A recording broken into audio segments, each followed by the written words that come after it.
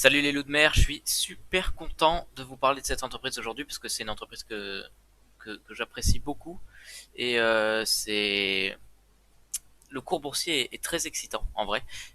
Et vous allez voir un petit peu le monstre, le mastodonte que c'est et à quel point le Wall Street est méchant avec cette entreprise.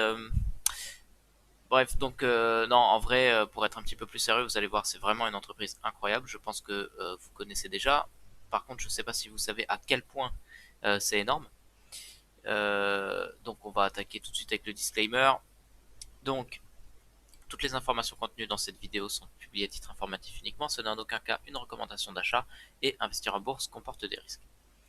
Donc du coup, bon, je vais mettre quelques infographies et puis après on va regarder les fondamentaux.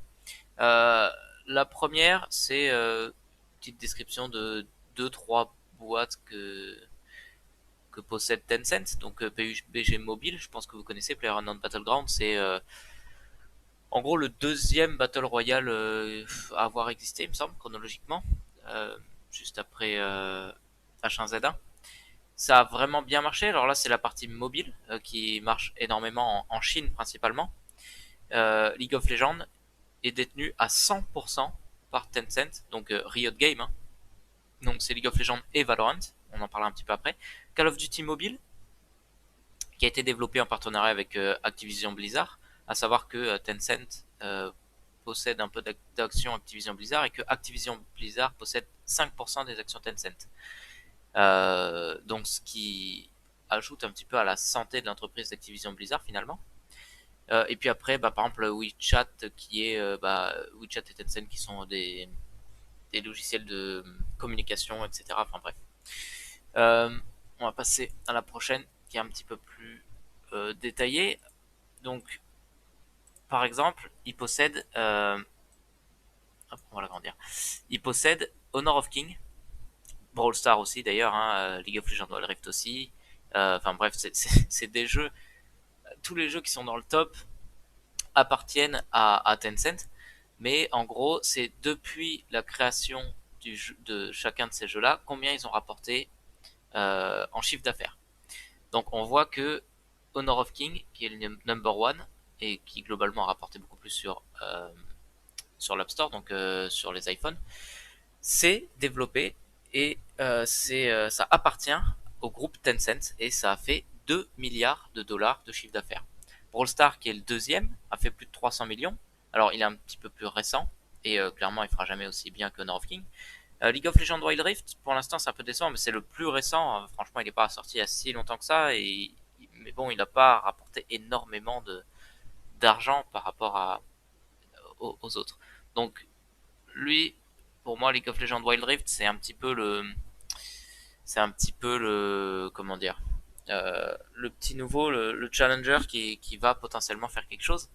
Euh, Après, le problème, c'est que clairement, il joue sur le même segment que Honor of King, puisque finalement, Honor of King et League of Legends Wild Rift, c'est globalement la même chose, c'est juste que c'est la marque, les gens qui sont plus habitués à League of Legends vont plus jouer à Wild Rift, mais sinon, c'est à peu près la même chose. Ok, donc voilà pour ça. Après, on a donc Riot Games, hein, c'est ce qu'on disait tout à l'heure, qui appartient à 100% à Tencent. Donc Riot Games qui fait League of Legends avec des grosses scènes compétitives. Donc il y a la, la LFL pour la Ligue française, la LEC pour la Ligue européenne, et puis les Worlds euh, qui sont, enfin qui comportent beaucoup de spectateurs et qui génèrent pas mal d'argent. Euh, donc c'est une scène sportive très très puissante. C'est d'ailleurs une des plus grosses, hein, et depuis longtemps. League of Legends est vraiment une scène sportive importante. Vous avez Valorant, donc qui est un FPS développé par Riot Games, qui vient se placer dans le segment pour concurrencer Counter-Strike, donc qui est très similaire, mais en ajoutant quelques pouvoirs et un graphisme un petit peu plus, euh, un petit peu plus cartoon. C'est un peu les goûts et les couleurs, hein. Il y en a qui préfèrent Counter-Strike, il y en a qui préfèrent Valorant. Personnellement, je suis plus un amateur de Counter-Strike puisque bah, j'ai grandi avec ça, hein. Mais Valorant est un bon jeu quand même. Le problème, c'est qu'il prend un peu la communauté toxique de League of Legends. Et vous avez donc bah, Clash of Clans, Clash Royale, etc. Puisque l'entreprise détient 74% de l'entreprise Supercell, donc qui fait Brawl Stars, qui fait Brawl Stars qu'on voit ici, hein, qui fait Clash of Clans, etc. Donc, d'ailleurs, c'est bizarre qu'il soit pas là-dessus, puisque Clash of Clans doit générer beaucoup. Je pense que cette infographie doit pas prendre certaines parties à voir. Mais bon, en tout cas, enfin, ça me paraît bizarre que Clash of Clans n'y soit pas en fait. Mais en dehors de ça, bon, de toute façon, le chiffre qui est là est vrai. Et les 2 milliards sont importants, c'est vraiment important, Honor of King pour Tencent. Euh, Autre petit graphique, en vrai, je fais l'impasse sur plein de trucs, hein, Tencent Music et tout ça, je fais l'impasse sur des tonnes et des tonnes de trucs. Par contre, c'est quand même intéressant de voir ce type de graphique, à se dire que Tencent investit aussi dans d'autres entreprises. Ils détiennent par exemple 5% du capital enfin de la capitalisation boursière de Tesla, 22% de NIO, donc là c'est énorme, 18% de JD, 12% de Snapchat, etc. Donc c'est des entreprises qui évoluent un petit peu en parallèle de Tencent, et on voit que c'est des entreprises qui montent, et pourtant Tencent descend. Donc c'est un bon moment aussi pour investir sur Tencent tant que le marché ne se rend pas compte que en fait les entreprises qui montent font générer des bénéfices à Tencent. Petit point différent, enfin comment dire, petite modération dans mes propos. JD et NIO sont des entreprises chinoises, donc elles sont très indexées au cours de Tencent et en général elles vont dans le même sens que Tencent. Quand Tencent monte, les deux là montent et inversement, même si c'est pas toujours vrai parce que c'est pas parfaitement corrélé, sachant que NIO par exemple c'est une entreprise de voitures électriques. Donc les voitures électriques, c'est pas directement corrélé à Tencent qui est plus sur le milieu du jeu vidéo et de la technologie. Euh, mais, euh, mais bon, il y a quand même 22% du capital. Une petite autre infographie intéressante, ben c'est les marques les plus puissantes du monde. Donc on voit, bon ben on a les GAFAM, hein, sachant que le F de la GAFAM, elle est quand même derrière Tencent. Donc Tencent est une marque plus forte que Facebook. Et juste derrière, il y a Alibaba, l'entreprise dont on a parlé il y a hier ou avant-hier. Donc, donc au final, c'est quand même très intéressant de voir que Alibaba et Tencent sont des purs monstres et qu'elles sont complètement sous-cotées actuellement. Donc Alibaba, on en a déjà parlé dans une vidéo. Aujourd'hui, on est sur Tencent. L'autre point qui est intéressant, c'est de voir que comparé à Alibaba, Tencent, entre 2020 et 2021, elle a surperformé Facebook par exemple. Elle a surperformé aussi Microsoft. Par contre, elle a sous-performé Google, Apple et Amazon qui ont pris une grosse avance sur cette année, sur l'année 2020-2021. Donc voilà. Après, on voit Visa, Mastercard et McDonald's qui, eux, n'ont pas fait une grosse avancée sur ces 2 années-là. Ok, dernière infographie et après, promis, on passe sur les fondamentaux de l'entreprise. Donc on voit que Tencent c'est le number one dans le domaine du jeu vidéo. Alors ça c'est une infographie de 2017. Je vous explique même pas à quel point c'est encore plus le cas en 2020-2021. En deuxième ici on a Sony, on a Nintendo qui est loin derrière en 2017. En 2020-2021 c'est beaucoup plus rapproché. Sony et Nintendo sont dans le top 3 si je me trompe pas. Et Tencent est toujours la première évidemment. Donc bon bah PlayStation, Nintendo pour la Switch et tout ça, et puis Microsoft pour la Xbox et PC, et Tencent est largement devant quoi. Bon, voilà, ça c'est fait. On va parler un petit peu maintenant des fondamentaux. Donc le cours boursier. Le cours boursier, vous voyez, ça monte, ça monte, ça monte, ça fait que monter. Par contre, ça fait que monter si on louche un peu ou si on plisse les yeux en regardant. Par contre, on voit que ça monte, ça tombe, ça monte, ça latéralise. Ici, ça remonte très fort.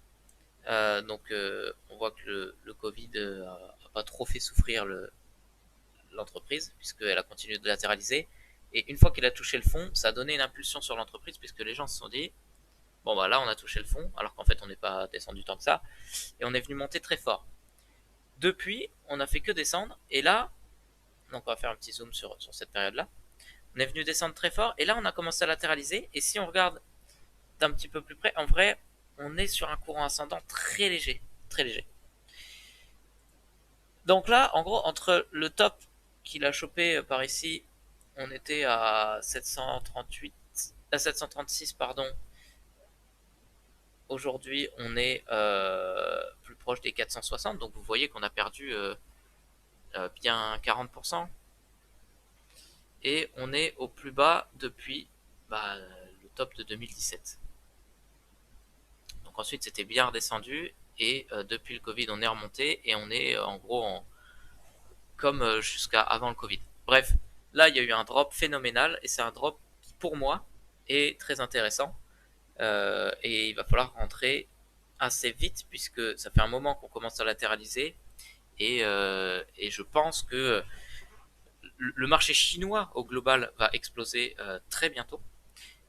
Mais dans ce marché chinois, principalement Alibaba et Tencent vont exploser très très très très fort bientôt, puisque là on a une latéralisation qui s'est faite depuis un petit moment, et on a rechargé clairement ce qu'il fallait recharger. Ensuite, les news, les actualités. Donc on voit qu'ils ont publié un troisième, troisième trimestre très bon, donc plus que ce qui était attendu, donc très intéressant. Au final, on a 4 yuan de, en earning per share, donc en gain par action. Donc c'est bon, c'est plutôt bon. Et donc voilà, donc les résultats continuent à être bons. Sinon, il y a un des directeurs qui a vendu en octobre 2 millions d'euros d'actions. Donc ça, c'est plutôt des signaux négatifs en général. Quand on voit ça, on se dit, c'est les rats quittent le navire, c'est pas bon. Euh, mais en fait, rien de dramatique, puisque bon, 2 millions, c'est pas grand-chose, et puis faut bien qu'ils prennent des bénéfices à un moment, les gars. Donc voilà. On peut voir qu'ils ont fait une acquisition de Sogo, qui est une entreprise du coup cotée au Nasdaq, SOHU, si vous cherchez. Donc à partir de maintenant, enfin ces deux entreprises, pardon, Sohu et Sogu sont, donc Sogo et Sohu seront vachement indexés à Tencent, donc corrélés au niveau des courbes. Donc quand Tencent montera, ces deux entreprises-là monteront. Si vous rentrez trop tard sur Tencent mais que ces deux entreprises-là sont pas montées, ce sera peut-être l'occasion pour vous de faire des bénéfices en rattrapant le marché. Il faudra être rapide, parce que bon, ceux qui suivent Tencent de près connaissent les IPO qui ont été faites. Voilà, après, bon, rien de beaucoup plus sur, sur les news. Euh, le petit graphique, le classique, alors on va dézoomer un tout petit peu. Hop.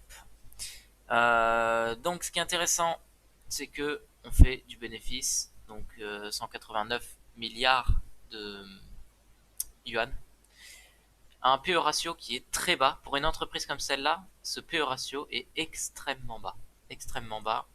Moi, enfin, voilà, de toute façon, j'ai pas beaucoup plus à dire, c'est très bas. Le market cap est quand même fort, hein, puisque de toute façon, c'est une entreprise qui est monstrueuse. Euh, mais il mériterait de l'être plus que ça quand on voit ce qu'il fait. Donc, le chiffre d'affaires, un coût sur revenu qui est assez élevé, donc il marche pas tant que ça finalement pour une entreprise liée aux jeux vidéo, donc ils font quand même beaucoup de développement, et des dépenses qui sont très faibles. Ça, c'est assez étonnant. Mais finalement, donc leur gross profit et leur earnings sont assez liés, et ça, c'est très intéressant. Donc eux, ils l'estiment à sa valeur nominale, donc à la bonne valeur. Ils considèrent qu'il est 0,6% undervalued, donc faut considérer que d'après les chiffres qu'ils annoncent, ils sont bons, mais euh, la- le potentiel de cette entreprise à monter est tellement haut qu'en fait, si on considère juste les bénéfices, etc., effectivement, on est peut-être au bon prix. Par contre, si on considère l'engouement et le potentiel de l'entreprise, on est beaucoup trop bas. Donc, le PE ratio, comme je disais tout à l'heure, moi je le trouve sain. Alors après, sur les médias, alors ils considèrent ça médias plus que jeux vidéo. Il est plutôt haut, puisqu'en fait, c'est une entreprise qui est beaucoup plus indexée aux jeux vidéo qu'aux médias. Donc là, en fait, il n'est pas indexé qu'aux jeux vidéo, effectivement. Il est très pluridisciplinaire, puisque il fait partie, il fait un peu hedge fund en investissant sur des entreprises. Il fait un petit peu, enfin beaucoup de jeux vidéo. Il fait beaucoup de médias, discussions sociaux, etc. Il fait musique, il fait plein de trucs. Donc ces graphiques-là, on va les passer parce qu'ils sont pas intéressants euh, dans le sens où ils sont pas comparés au bon marché et ils sont pas comparés à la bonne industrie. Alors le marché, si pour le coup, euh, et encore puisque là il est indexé sur Hong Kong, mais il y a des entreprises chinoises qui sont pas indexées sur Hong Kong. Donc, bref, ça c'est les forecasts et c'est là qu'on voit une entreprise qui donne envie. Surtout quand le cours est baissier et qu'on voit des courbes comme ça, bah ça fait plutôt rêver puisque au niveau des bénéfices, alors ce qui est intéressant c'est que là les analystes prévoient euh, une baisse de revenus en 2022. Mais c'est pas le cas. C'est juste une prévision. En vrai, il n'y a pas vraiment de raison pour que ça retombe avant de remonter. Puisque là, en fait, on est en train de monter en même temps que le chiffre d'affaires, les earnings, les bénéfices montent. Euh, et il n'y a pas vraiment de raison que ça redescende. Mais bon, même si jamais ça redescend, donc là c'est un scénario qui est plutôt pessimiste, même si ça redescend, on reste très sain et sur une amélioration nette par rapport à 2019-2020. Pour le chiffre d'affaires, on a une courbe en gros qui est continue. Donc là-dessus, les analystes voient en gros une continuation de cette courbe qui est très lisse. Et donc ça reste croissant, donc c'est très intéressant. Donc très très bon point. Donc ça, on a vu hein, par rapport au marché et l'industrie, c'est mal géré là, malheureusement sur le site. Donc là, c'est par rapport au prix de l'action. Donc on a une vraie baisse du bénéfice par rapport au prix de l'action. Donc ça s'expliquerait plutôt par la montée du prix de l'action. Mais, euh, mais bon, jusque-là, la courbe est très belle, même si même si ça se tasse un petit peu ici, quoi. Retour d'un équité est plutôt bon. Euh, voilà, là, on est sur de la courbe très intéressante. Depuis 2015, l'entreprise n'a jamais été en déficit, donc elle a toujours fait du bénéfice qui est croissant. Alors, il est pas aussi croissant que le chiffre d'affaires, mais il est pas loin d'être indexé, c'est-à-dire que bah, vous voyez la marge, hein, la marge de l'entreprise de profit, euh, qui, qui augmente, enfin qui diminue petit à petit. Comment dire? Elle est restée stable, elle diminue. Là, elle a réaugmenté. Là, elle recommence à diminuer parce que le chiffre d'affaires augmente, mais les bénéfices ne montent pas. Là, on est bien monté très fort et ça risque de stagner un petit peu effectivement pour rester sur du 34. Mais au final, bah, on est nettement mieux que ce qu'on était en 2015 au niveau de la marge de profit, sachant que par rapport à 2015, on a quand même bien monté au niveau du chiffre d'affaires. On a quasiment fait un x10. Donc très intéressant. D'ailleurs, ce qui est intéressant de voir aussi, c'est 2015, on était à 150 et on n'a clairement pas fait un x10 au niveau de l'action en bourse. On a fait un x4, x3, x4. Donc très intéressant. Je suis parti où? Je suis ici. Très intéressant. Et au niveau du chiffre d'affaires, enfin pas du chiffre d'affaires, du bénéfice, pardon, à ce moment-là, on était à 23 et aujourd'hui on est à 181. Donc pareil, on a fait un x10. Donc théoriquement, l'entreprise, au niveau de la cotation boursière, devrait au moins avoir un x10. Donc moi je conseille. Ok. Ensuite, donc sur la dernière année, on a eu un gain par rapport au marché et à l'industrie, mais encore une fois c'est un peu biaisé qui est plus haut, et sur les 5 dernières années, bah, c'est une entreprise qui fait que monter, plus que le marché et plus que l'industrie. Voilà. La dette. Alors attendez. Ouais. Voilà, la dette. Donc là, on voit qu'on a des capitaux propres qui sont en train de défoncer la dette. Donc là, l'entreprise, elle est de plus en plus saine et de moins en moins risquée, puisque la dette augmente, ce qui est normal, mais les capitaux propres augmentent plus que ce que la dette augmente. Donc par exemple, en 2015, on était sur du 43% de ratio dette-équité. Aujourd'hui, on n'est plus qu'à 33%. Donc, donc on est vraiment sain. C'est 33%, c'est vraiment très bien. Et de toute façon, vous le voyez avec les autres entreprises que je vous ai montrées jusque-là, 33%, c'est vraiment très intéressant. Derrière le dividende, on voit qu'il fait que monter chaque année, et il monte d'ailleurs très fort. Cependant, c'est très faible. C'est pas difficile de faire monter le dividende yield de l'entreprise, ou le dividende par share, sachant que en fait ce qui nous reverse est très faible. Après, ça a le mérite d'exister. Bon, voilà, 0,5%. Clairement, c'est pas ça qui vous rendra riche, mais ça permet de rester sur Tencent, qui va faire que monter, monter, monter, monter, en prenant un tout petit peu de bénéfices. Mais bon, enfin, c'est quasiment anecdotique, pardon, mais ça a le mérite d'exister. Donc voilà, c'est ce que je vous disais, hein, ils versent que 7% des bénéfices en dividendes. Donc c'est pour ça qu'on touche rien. Après, c'est ce qui permet à l'entreprise de faire des bénéfices énormes, et d'avoir des capitaux propres qui sont bons par rapport à la dette, et de monter, monter, monter. C'est parce que 93% des bénéfices qu'ils font, ils le gardent pour eux, pour investir, etc. Voilà. Donc du coup, Tencent, conclusion, une entreprise de ouf, euh, avec une santé de fer, pas de dette, des bénéfices qui font que augmenter, un chiffre d'affaires qui fait que augmenter. Ils sont investis sur des trucs qui font que monter. Tencent, c'est du tout cuit. Ça ne peut pas tomber, sachant que là, en plus, ils sont tombés à cause des différents dramas qu'il y a eu en Chine, avec la limite des comment dire, des jeux vidéo pour les plus jeunes. Fortnite qui... Ah putain, j'ai pas parlé de Fortnite, oui. Donc, actionnaire majoritaire, hein, de Fortnite, de Epic Games, donc qui fait Fortnite. Et là, ils ont annulé Fortnite en Chine. Mais bon, Fortnite, ça représentait rien du tout en Chine. Donc au final, ça n'a aucun impact. Donc le marché a surréagi. Euh, voilà, ce genre de truc. Donc, même si ce n'est pas un conseil financier, un conseil, investissez Tencent, c'est du tout cuit. A plus.